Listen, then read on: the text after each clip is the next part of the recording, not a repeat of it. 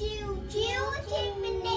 आले चिमणे काय रे चिमण्या हा बघ आणलाय मोत्याचा दाना बघू बघू बघू आहा छान आहे फळी पण ठेवायचा कुठे त्यात काय मोठे बांधूया घरटे हा झाडाच्या फांदीवर बांधूया छोटे घर चला चला लवकर काम करू भरभर मी आणते काड्या मी आणते कापूस आतमध्ये छान कापूस मऊ कडेनी गवत पसरून ठेवू